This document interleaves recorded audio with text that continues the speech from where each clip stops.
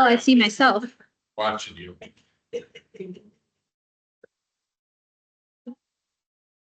Okay.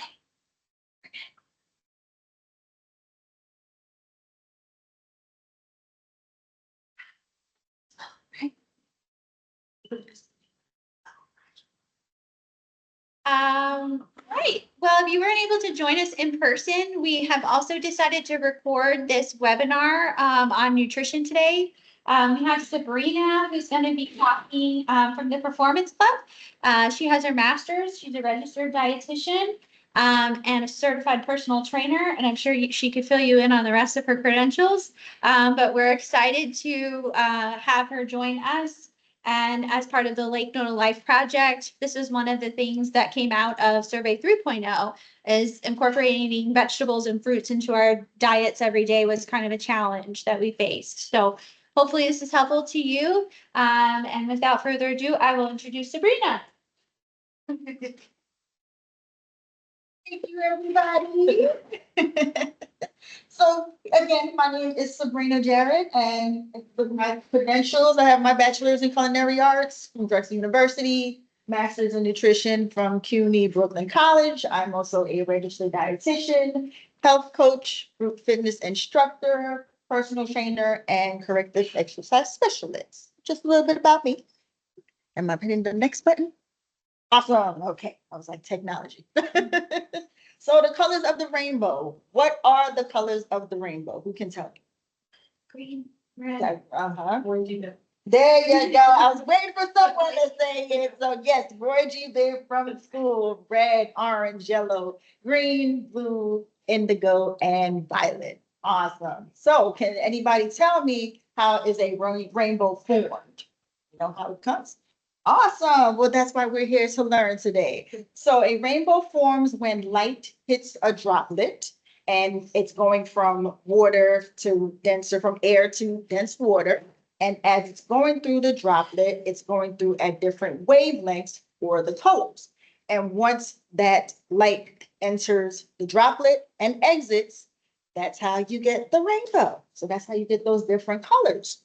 So as far as the different wavelengths, those are the different colors, right? And without those colors, you're not going to get a full rainbow, right? If it doesn't go through. Well, that's the same concept with our bodies. If we don't eat nutrients, vegetables, and fruits from different colors, then we won't get all of the benefits that we can reap from it. All right. So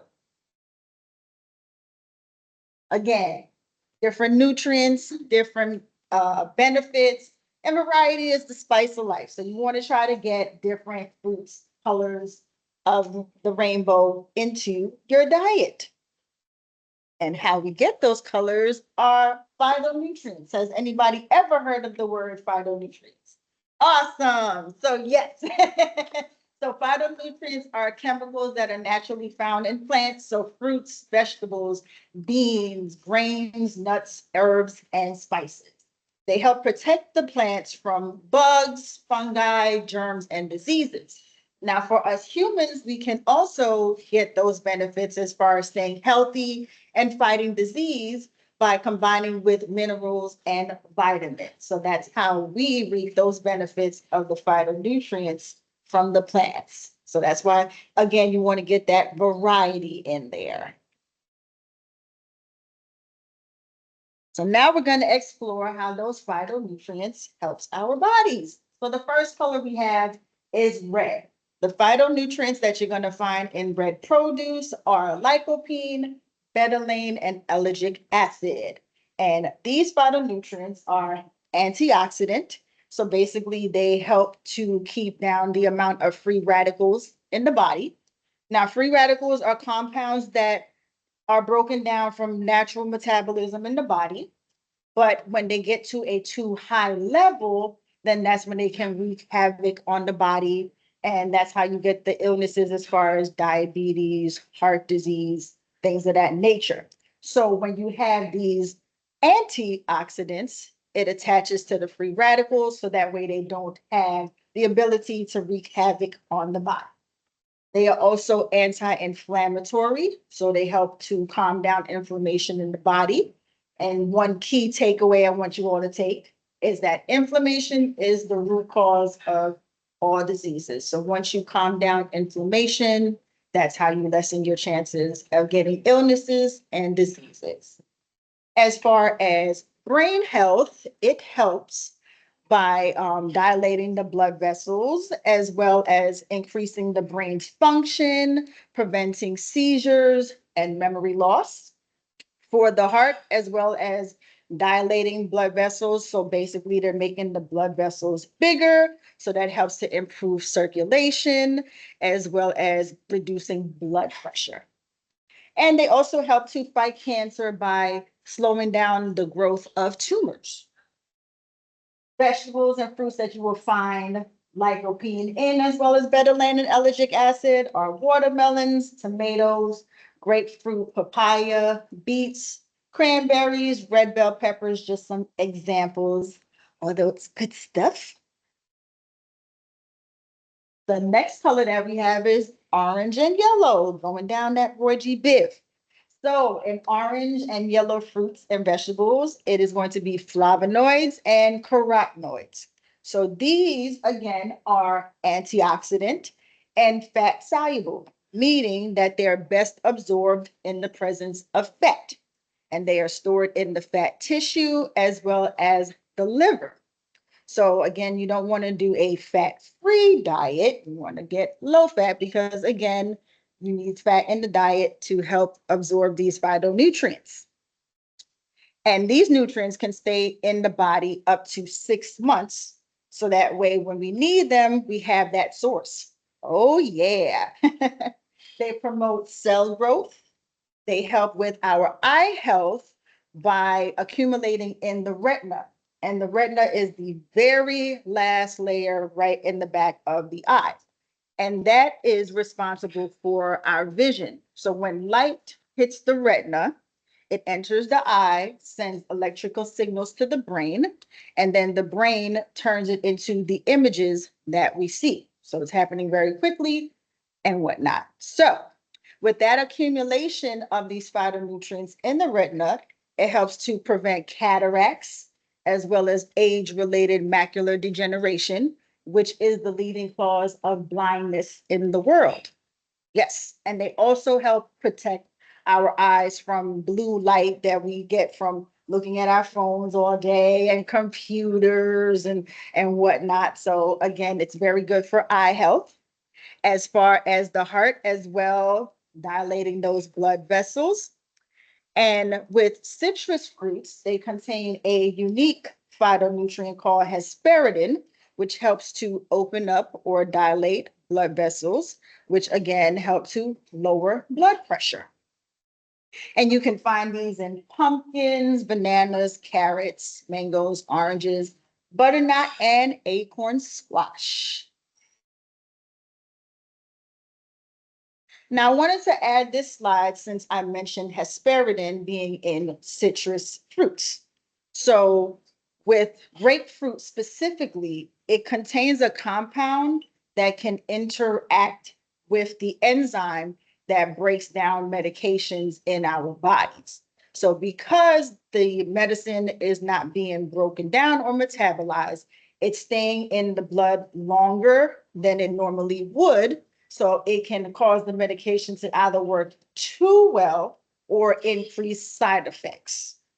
And we definitely don't want that. We take it, if you take medications, it's for a reason. So some common medications that you will find that have interactions with grapefruits are going to be your statins, which are used to lower your cholesterol. So some main ones as far as statins are Lipitor and Zopor. There are other statins that don't interact with grapefruit, but these are the main ones. Calcium channel blockers are used to control blood pressure. So that's going to be nicardipine and pheledipine. Estrogen containing medications, as well as Viagra, Plavix, which is a antiplatelet. So that's used to help the blood not clot as often because blood clots increases your chance of getting strokes. So some people are on those medications for that. and buspirone, which is an anti-anxiety medication. Yeah. Next up are the green ones, which everybody always hears, get those greens in. There's green smoothies, green goddess dressing, and green products. So with green, it comes from chlorophyll, isothionates, and isoflavones. So this helps with blood health as far as to help the blood preventing to not clot so much, as well as the healing of the wounds. It works with calcium and vitamin D to help strengthen our bones, make them nice and strong and healthy, which helps to reduce fractures, which there is a increased risk with fractures with age. So we always want to make sure that we're getting our stuff in now before we age and get old. And it also helps to lower your risk of osteoporosis. And osteoporosis, it's tending to be higher with women who are of smaller frame. So definitely getting those green vegetables and fruits in definitely helps with that. As far as the skin, it's good for calming down skin irritation as well as helping with anti-aging. And who doesn't want to stay looking young for as long as possible, right? Okay, exactly. So greens definitely help with that, as well as cancer prevention. And you're going to find those in the typical, Brussels sprouts, avocados, the kales, the spinach, as well as green herbs like rosemary, sage, basil, all that good stuff. Any questions so far? All right. I was just like, it's like just it's informal. So if you have a question, feel free. All right. Awesome. Next up, we have our blues and purples. So you're going to find it anthocyanins and resveratrol. So again, these are anti-cancer. For heart health, it helps to lower LDL cholesterol, or the what's considered the bad cholesterol, because elevated LDL cholesterols increases your risk for damage to your blood vessels, as well as cholesterol, heart disease, heart attacks, strokes. So that definitely helps to prevent, yeah. Yeah, a lot of stuff can happen with the heart just from one mishap. Again, anti-aging, as well as cancer prevention, anti-inflammatory, as well as an antioxidant. So for the blue and purples, it's going to be your eggplants, your blueberries, eggplants, purple cabbage, blackberries, as well as red wine in limited amounts. I'm like, let's not go crazy. I don't want anybody saying, oh, she said red wine, so I'm going to have a whole bottle. I'm going to be heart healthy. No. Limited amounts can aid in heart health. And that's because of the resveratrol that's in the skin of grapes. So when it's broken down, red wine again. So for women, it's up to 1 drink a day. And for men, it's up to 2. And that's just because men have more mass. So it takes a longer time for the alcohol to break down. Us women, it takes a little quicker. So that's why it's just best to have up to 1 drink. And that is either 5 ounces of wine. If you're going to do beer, it is 12 ounces. And for hard liquor or spirits, it's 1.5 ounces. So again, limited amounts. If you don't drink, I do not encourage you to start just because red wine can be heart healthy in limited amounts. Okay, just had to put that disclosure out there. Okay. And we are getting through as far as the rainbow. So now, yes, white and brown aren't a part of the rainbow, but they get honorable mention because they are just as important as the other vegetables and fruits and colors. So whites and browns, which are going to be your garlic, onion, mushroom, jicama, parsnips, they are anti-inflammatory as well as antimicrobial, meaning that they kill microorganisms and stop their growth. So those are going to be like bacteria, fungi, and viruses. They help with our immunity. So, which is good because again, if your immune system is not strong, you have a higher chance of getting sick and a harder time with fighting illness when it occurs, as well as strong bones. So they help with those as well, and the heart. So as you can see, having a variety of these colors, they all kind of coincide together. A lot of them are for heart health, bone health, the brains, the eyes. So again, that's the common theme, is to have a variety so that way you're getting more bang for your buck. So now that we've talked about the colors and the fruits and the vegetables and how to get them in your body, now it's time to paint our plates. So the recommended intake daily for fruits and vegetables are going to be 2 servings of fruits and 2 to 3 cups of vegetables. And just an example of some serving sizes, because that's always a question. Well, how much in a serving? Is this one the same as that one? Well, it's a little different depending on what it is. So as far as apples, it's going to be 1 fruit, avocado about a half a cup, blueberries a half a cup, with raisins or any kind of dried fruit, 1 ounce, carrots cooked, raw, or the sticks, a half a cup.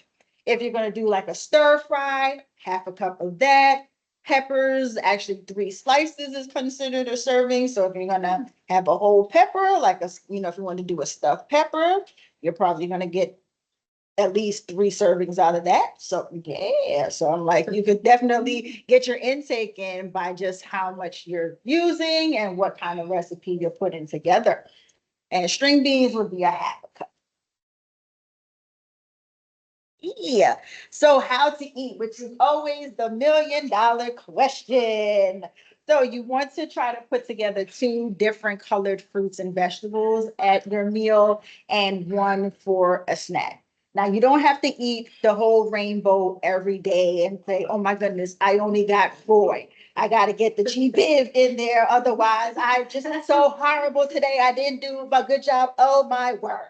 No, like you don't have to eat all of them every day. Just as long as you're getting a variety throughout the week, you are good to go. And think in twos to make it simple and not have to be so complicated.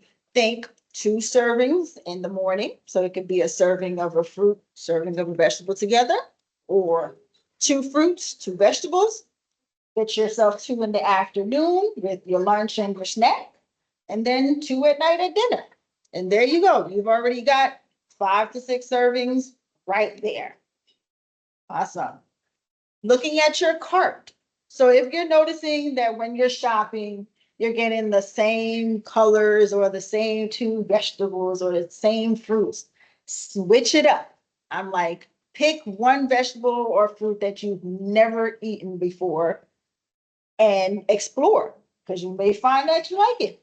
Or hey, if you don't like it, well, I'm never going to get it again, but I tried it, throw it to the side. And you can try to do that every time you go shopping, whether you go weekly, bi-weekly, but again, just kind of getting that variety in and getting something new, exploring, seeing what's out there. As far as dining out, do that colorfully. You can ask as for appetizer, a salad, and you can ask them to load it up with different vegetables. You can do a vegetable soup. And also ask them to add extra vegetables to that as well.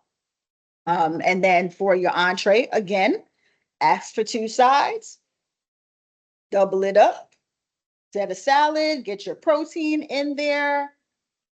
That's how you'll dine out colorfully. As well as for dessert, you can do some fruit, ask for a cup of tea with it. So that way you're getting those greens and then you're getting your fruits as your dessert, getting that sweet tooth craving in, but being healthy at the same time. And when you're out locally, farmers markets, community farms, they're going to be a good resource for different produce. And you can ask the vendor, hey, I've never cooked this eggplant before. What do you suggest? How do I cook it? How do I prepare it? And that way you can get different ideas if you absolutely have no clue what it is. And sometimes that's what I like to do too. I'll just go and like, oh, I've never seen that before, and go home and experiment, explore. That's the beauty of cooking. You can do something, you might burn up the pan. All right, next time you won't, you'll turn down the fire and try a different one. It's okay.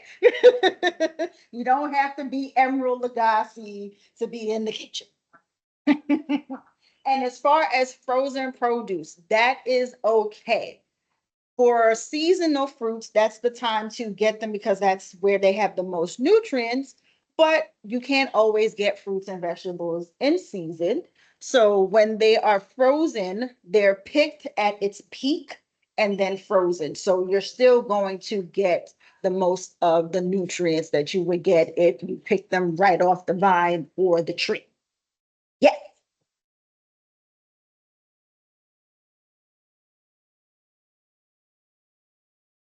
So with different fruits and vegetables, their method will kind of help with what how much you're going to get. So for example, with tomatoes, when you cook a tomato, you actually get more of the nutrient than it would be if it was raw.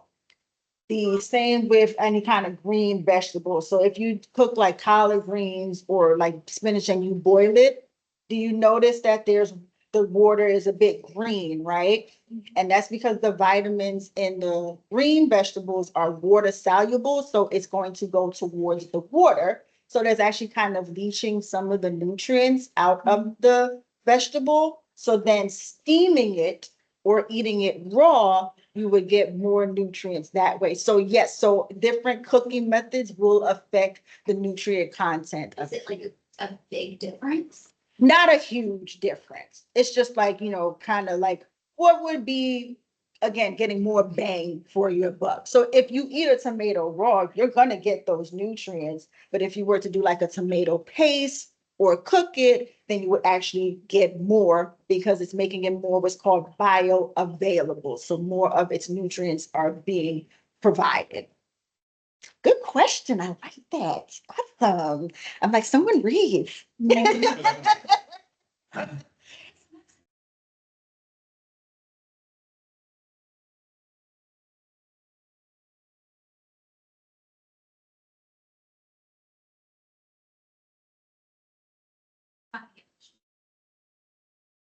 Exactly. Like, oh, you know what? I'm not even gonna bother. Let's just keep it on the shelf and I'm gonna go down to something else. Gotcha.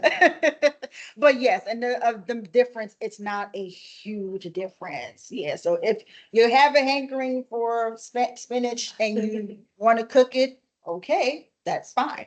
You know, just keep in mind, like, okay, if I boil it, a little bit is gonna come out, but not a big deal. Awesome. And canned is not a bad option as well. I'm like, sometimes that's just what is available. It's easy to cook. I have canned products in my pantry just because there are days where I'm like, I don't want to think about it. I just want to throw it together and eat. So for canned items, you want to try to go for the no salt added or lower salt or reduced sodium content. If you can't find those options, you can still buy canned items. You can rinse them under the water. Yes, it will, take away some of the nutrients, but again, not to the point where you're not going to get anything from that canned item. So just rinsing it underwater will help to get rid of some of the salt content. As far as fruits, you want to try to get them in canned in their own juices or water, just because the syrups, they're just loaded with sugar and it's kind of taking away the purpose of getting those nutrients from the fruit when you're just having that syrupy stuff. And some meal ideas, because this is also the other part that people ask, okay, what do I do? So for breakfast, instead of just having some scrambled eggs, throw some vegetables in there or make an omelet with some spinach, onions, and some bell peppers. Make it nice and colorful, getting that fiber in along with that protein. You can do a smoothie for those days where you're going to be on the run, and you can put anything in a smoothie. I'm like, it can be the vegetables and fruits together. You can add protein in there, some nut butters to help get that healthy fat. So that way you're having your complete meal, your protein, your carbs, and your fats. So that's an idea. Oatmeal topped with berries. And you can, again, throw some nuts in there. So some almonds or some pecans, a little bit of cinnamon or nutmeg to give it a little extra flavor, as well as some anti-inflammatory properties. With cinnamon, that is kind of shown as far as some studies to help level out blood sugar levels. So that way your blood sugars don't peak. Because when you get that rush as far as like those simple carbohydrates, that's how you know you get that quick burst of energy and you're ready to go run a race, and then you get that crash. So with the cinnamon, it helps to keep that blood sugar nice and leveled. You can do a tofu scramble. I'm like, tofu doesn't only have to be for lunch or dinner. It can be for breakfast. As if you would scramble eggs in the pan, scramble the tofu and load it up with different vegetables. Again, some bell peppers, leeks, carrots, or whatever is in your fridge that you're wanting to get rid of. Throw that in there. Yep.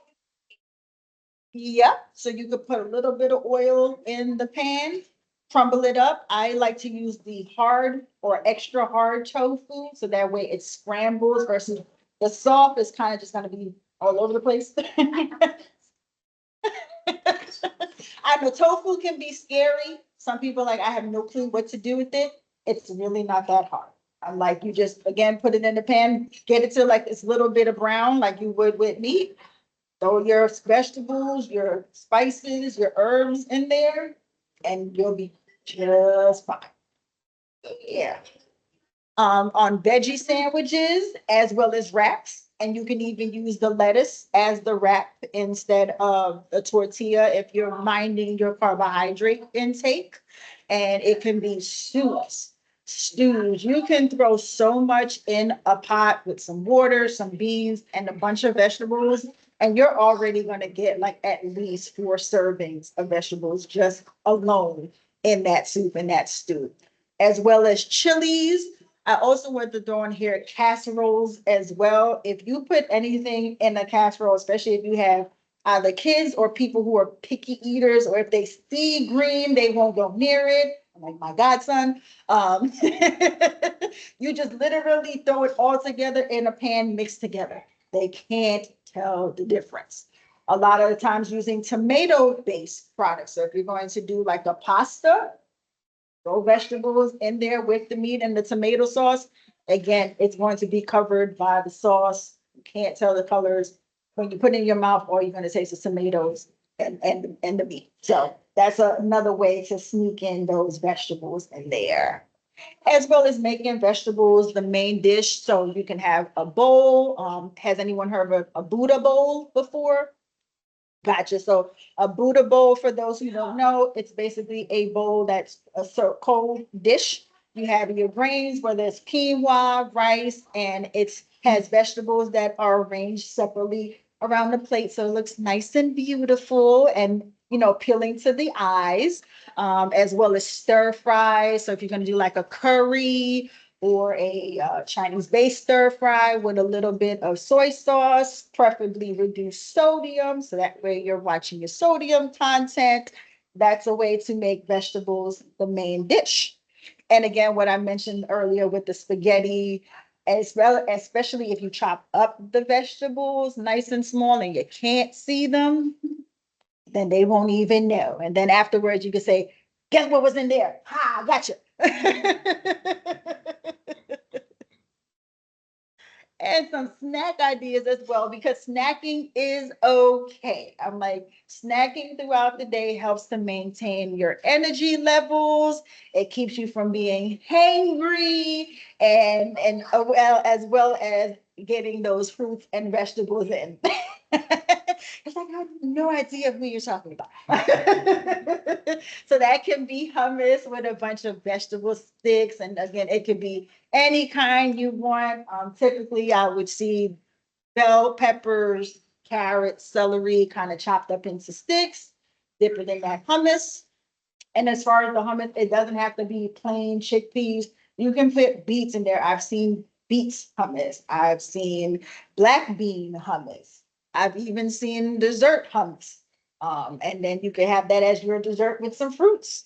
So you're getting those beans, that protein, that fiber, as well as some all that delicious good stuff with yogurt, blueberries. It can be any kind of berry or fruit you're craving that day, whatever your heart desires. As far as cowboy caviar, yes. So something new that I even have come across myself. So this is going to be black eyed peas, black beans, some garlic, tomatoes, orange bell peppers, jalapeno peppers for that kick, as well as red onions, corn, and cilantro. Yeah, so something different. Yeah. Vegetable spring rolls. Again, have your rice paper and throw any vegetables that you want in there. You can even throw some nuts if you're not allergic to them. Throw those in there for a little bit of extra crunch. And asparagus Parmesan chips. So yes, cheese. Sometimes cheese is okay. I love cheese. I will never deny anybody cheese. So with this, you would have your cup of cheese, about 4 to 6 asparagus spears, and you would cut off the ends, that rough part, and you would grate it on a either the smallest end of a standing grater or put it in the food processor just to kind of chop it up, squeeze out as much as the water as you can. Then you would mix that in the bowl with the cheese and some black pepper.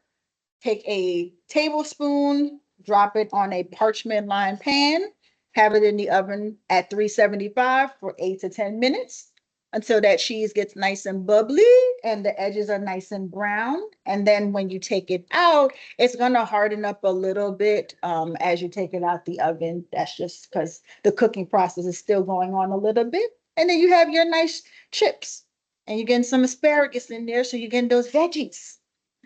Watermelon fruit pizza. Has anybody ever heard of this? Yeah, so this is a meat one as well. So you have your watermelon, you'll cut that into a 1 inch slice, and then you cut that slice into 8 triangles. Then you spread either yogurt or it can be cream cheese or cottage cheese if you like that. You spread that on and then you top it with different fruits, a little bit of mint to give it that greenery and give it that little extra flavor. And that would be a nice little snack right there. You could eat it like a slice of pizza, but it's a fruit. Fruit skewers. So you can take a skewer, throw anything that you want on there. If you're doing a grill, you can grill the fruit as well. Have a nice little sauce of a little bit of honey, some lime juice. If you want to get a little kick, you could put a bit of cayenne pepper or paprika in there and kind of just spread that on the fruit skewer.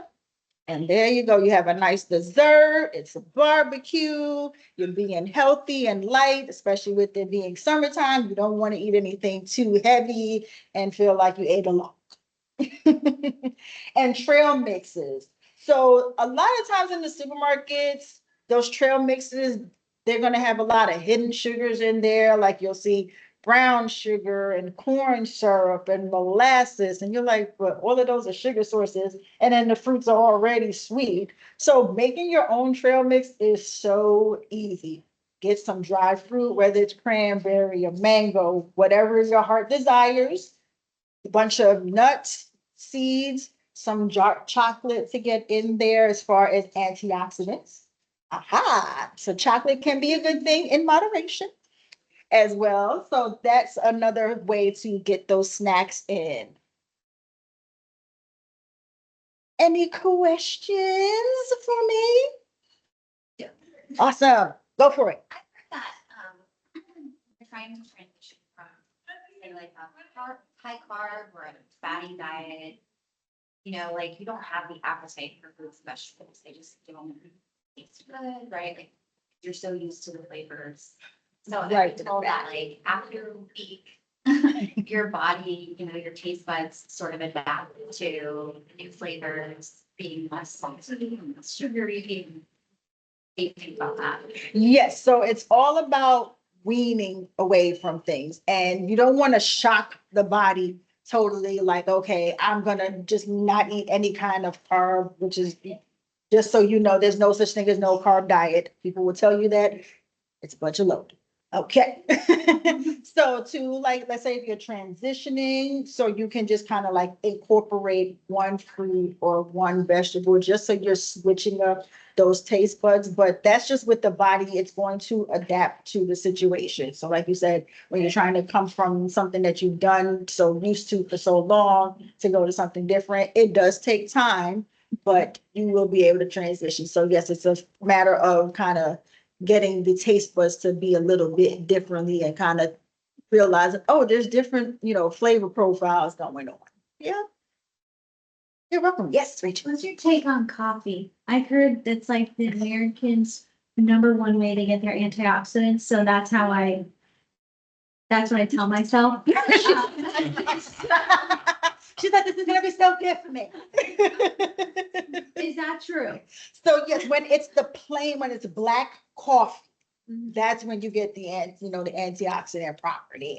But you still have to be mindful that caffeine is a stimulant. So you want to try to keep it to 8 ounces a day if you can. I know some people, they're like, I need a medium cup like 2-3 times a day. Well, you're probably on edge all the time because you're all elevated. But yes, when it's black. Now, once you start adding the creams and the sugars and the, is it? You can just hit dismiss on there. Okay, oops. I'm like, dismiss this, okay. But yes, once you start, and then the caramel syrups, the venti macchiato caramel thing from Starbucks. And then that's when those antioxidant properties kind of start to go down and diminish because you're having all of that sugar. But yes, black coffee on its own, it can be antioxidant. So What should we top maybe 3 things to cut from our diets? What would be the best way? If we're not gonna just jump right into vegetables, what should we cut out? So my philosophy, you can have anything in your diet in moderation. So I am not one to say, oh, I don't want you to have this. Absolutely, I would never tell anyone that because I don't do that. I'm like, if I want something, like if I have a hankering for McDonald's, you best believe I'm going in that drive-through and getting my crispy chicken sandwich, medium fries, and medium Dr. Pepper with no ice. Okay. And if I'm hangry, it's gonna be a large. Okay. So I have my moments as well. So I would never say cut out anything. If you're trying to wean off of something or kind of decrease, then that's what you would do. So like, let's say you're the type of person that you have chips 3 times a day. I would say cut that down to she's like, that's so big. Cut it down to 2 times a day. Or switch to a baked chip or a lightly salted or no salt added chip. So it's just about tweaking what you're doing versus cutting out. Because as far as us humans, if you're going to tell us not to do something, our instinct is just to say, oh, well, forget that. I'm going to do what I want to do and I'm going to go ahead and do it. And then you have this adversarial relationship with food. And, food is meant to be enjoyed. That's why it's here. You know what I mean? So, yeah. So I would never say cut out anything. It's a matter of decreasing and watching the portions as well as how it's prepared. So like I said, baked versus fried. You want to try to go for more baked items. If you're going to do fried, the big thing now is air frying. That's okay. That would be better than, deep fry. But again, if you have that hankering, then feed it, and then you won't have it for another couple weeks or more. Everything can be included. Any other questions? That's all I have. Okay. Awesome. Well, thank you everyone for coming out tonight. I dare want to mention, for those that are here, I'm sorry, Rachel. For those who are here today, we are offering 20% off dietitian services. If you are a member, the code is RD20. If you are not a member, you can book the services at the front desk. And thank you, everybody. Yeah.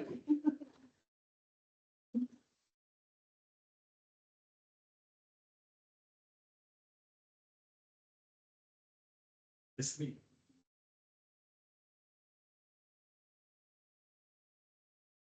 So smiles. Okay. Yes. Yes, they knew you were coming. Oh.